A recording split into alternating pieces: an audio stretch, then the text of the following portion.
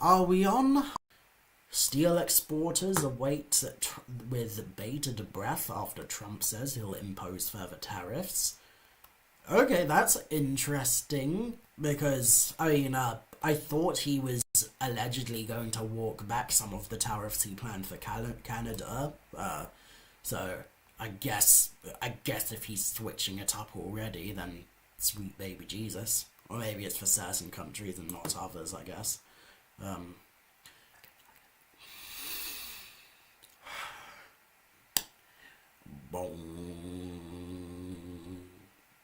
Where was I? Father jailed for murdering daughter he claimed died in a play fight. Jesus Christ. Man wants to buy tip where he lost a Bitcoin fortune. Okay. Second Labour MP apologises over WhatsApp comments. Oh, wow, this is going to be... You know what? This is going to be good. Let's see. Hundreds arrested in illegal worker raids on nail bars, car washes and restaurants. Billionaires own my mouldy rental property. I'm surprised that one's thumbnail isn't of J.K. Rowling. She is the billionaire who owns a mouldy rental property. Well, maybe not a rental property if she owns it, but you know what I mean. Joanne, you need to know what is between the legs of the athlete who made transphobias about. I am happy to eat, Mrs. Chen. No, you cannot eat, Mrs. Chen. And she's like, do I have to? I just want to write a book I was seeking. No, you have to do it now, Joanne. I didn't die. This is good to know. The US is committed to buying and owning Gaza. Oh yeah, I remember that. Well, it's bad. It's very bad. Apparently, I remember seeing a BBC thumbnail of something apparently claiming that Xi Jinping or some other major Chinese politicians are not down with Trump buying Palestine. So I guess it's good that there's some dissent. Is it because they might want to buy it? Maybe, maybe not. Who's to say? I'd have to do more research on that. It's seen as the naughty school, but it's turned our lives around. Oh, okay. I mean, my eyes just locked on the word naughty and thought it was going to be some carry-on level shenanigans, but, it's good to know some people are having good times in places. Second Labour MP apologises over WhatsApp comments. Oh. Okay, yeah, no, the screen is properly sharing, so yeah, good to know. Oliver Ryan has been the MP of Burnley in Lancashire since 2014. Alex Boyd and Sofia Ferreira Santos. I like that name. Anyway,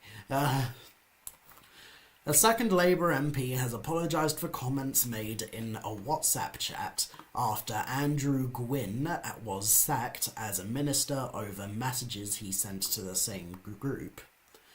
Burnley MP Oliver Ryan said in a statement that comments he made in a group were completely unacceptable, Mr. Speaker, and he regretted not speaking out at the time. Fellow MP Gwynn was sacked as Health Minister on Saturday after the Mail on Sunday reported he sent a string of offensive and abusive messages in the WhatsApp group, which contained other Labour figures. Home Office... Okay, I'm assuming what was said is covered on this link probably, so I'll check that later maybe. Home Office Minister Angela Eagle said the party's chief whip... Chief whip? Oh boy, it is a guessing... would be speak to Ryan, and that Gwynn's swift suspension showed that the PM would uphold the highest standards. Eagle told the BBC's Today programme that she felt pretty queasy and astonished after seeing the messages. West Lancashire MP Ashley Dalton has been appointed to replace Gwyn as Health Minister. Dalton was first elected to Parliament in 2023 and since the election had been serving as the Parliamentary Private Secretary to Health Secretary Wes Streeting. Last July, she revealed she had been diagnosed with breast cancer for the second time.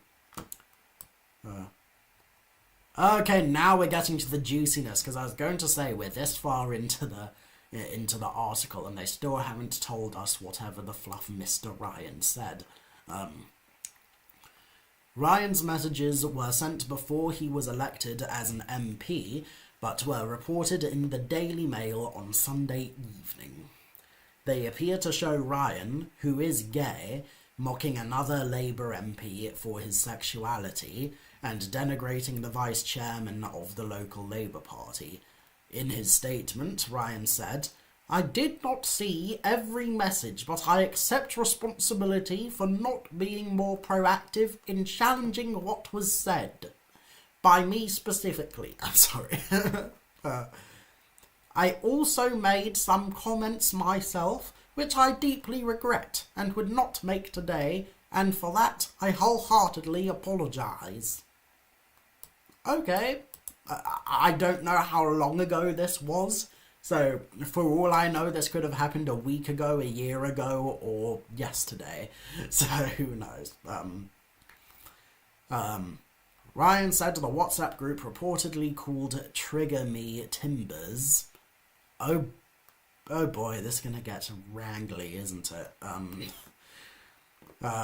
Reportedly called Trigger Me Timbers, was created by his MP and former employer Andrew Gwyn. He said he would cooperate fully with Labour's investigation, which began after Gwyn's messages were revealed. Gwyn was suspended from the party and apologised in a statement on X for any offence caused by the badly misjudged comments that we don't know yet. I really hope this article includes them. In messages seen by the Mail on Sunday, Gwyn said he hoped a 72-year-old woman would soon be dead after she wrote to her local councillor about bin collections. That's a little harsh, to put it mildly. Maybe even more. The councillor shared the woman's letter with Gwyn and other Labour figures in a WhatsApp group called Trigger Me Timbers, the newspaper reported. The newspaper said Gwyn also joked about a constituent being mown down by a truck. Is wanting to recycle woke now?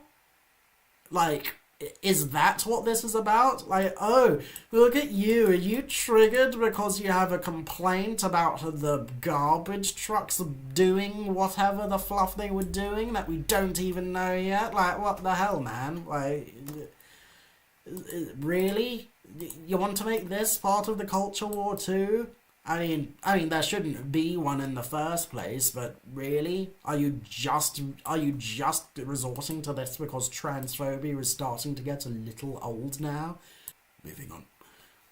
The former health minister also reportedly posted sexist comments about Angela Rayner, racist remarks about the Labour MP Diane Abbott, and appeared to make light of anti-Semitisms. Jesus Christ! That wasn't my reaction to the anti-Semitism, that was the reaction to my back almost popping out.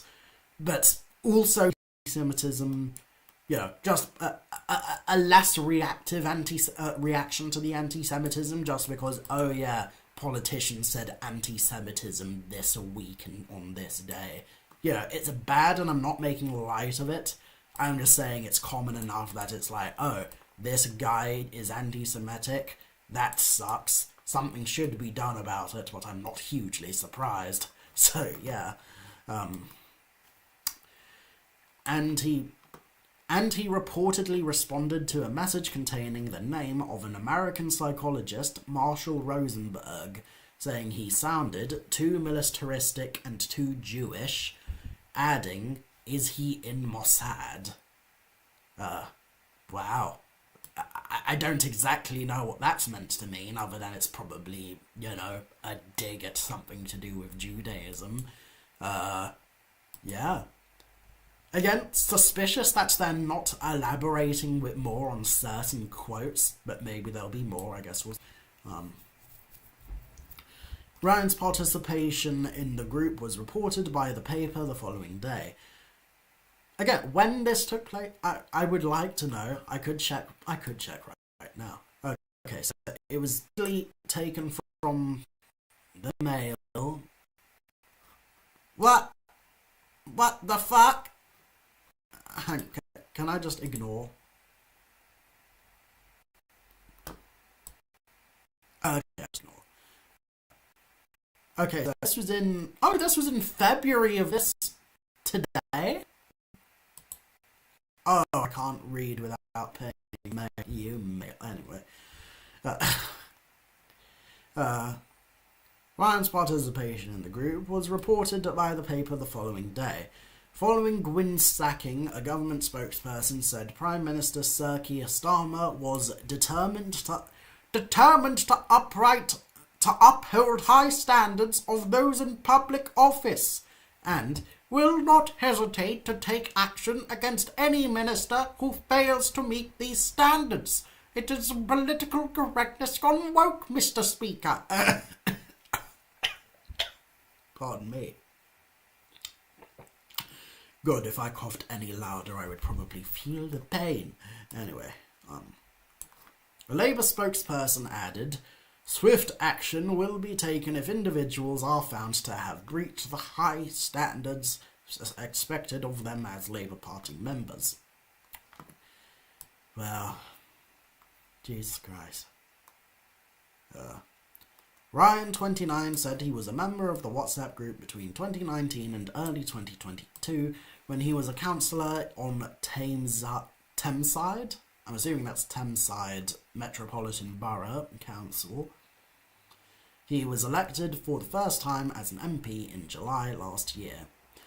Some of the comments made in that group were completely unacceptable, and I fully condemn them.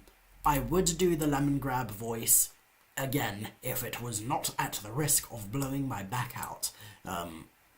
I regret not speaking out at the time, and I recognise that failing to do so was wrong. An independent councillor on Thameside Borough Council, Khalil Khan, said he made a hate crime report to the police on Sunday after constituents contacted him with concerns about some of the messages. Good. Yeah, well, I say good. I haven't heard all of the messages yet, so I don't know if, even though it is certainly bad, it's certainly worrying that politicians do bigotry sometimes. So yeah, to put it mildly even.